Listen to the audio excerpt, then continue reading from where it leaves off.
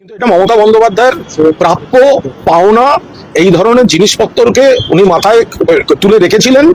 এবং এই যে তাপস রায়কে চলে যেতে হলো, কেন যেতে হয়েছে?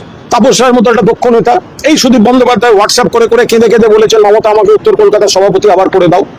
সজল ঘোষ, তার বাড়িতে পুলিশ দিয়ে দরজা ভাঙানো হচ্ছে, একমাত্র কুণাল ঘোষ টুইট করে প্রকাশ্যে প্রতিবাদ করে আমি দলের লাথিঝাঁটা খেয়েছি সেদিনকে। এগুলো কারা করেছে? এই ওখানকার যারা এইসব লোকজন। আর আজকে আমাকে সাসপেন্ড করা হয়েছিল কেন? আমি বলেছিলাম মানুষ হিসেবে তাপস রায় ভালো, আমাদের দলের প্রার্থী সুদীপ বন্দ্যোপাধ্যায়, তাহলে আর মানুষ হিসেবে তাপস রায় ভালো আমি বলেছিলাম, আমাকে সাসপেন্ড করে দেওয়া হয়েছিল। আজকে দেখুন কে ভালো কে খারাপ।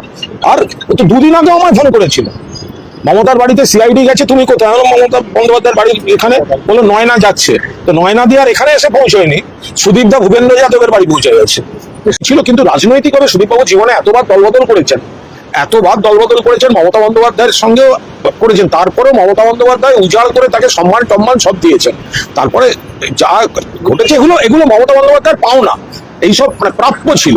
এই লোকগুলোকে উজাড় করে দিয়েছেন। তো সুখের সময় এরাই ক্ষমতা আঁকড়ে বসেছিল, এবং যখন দলের একটু কঠিন সময় হলো তখন কর্মীদের পাশে না থেকে আমি কিভাবে নিজেকে বাঁচাবো,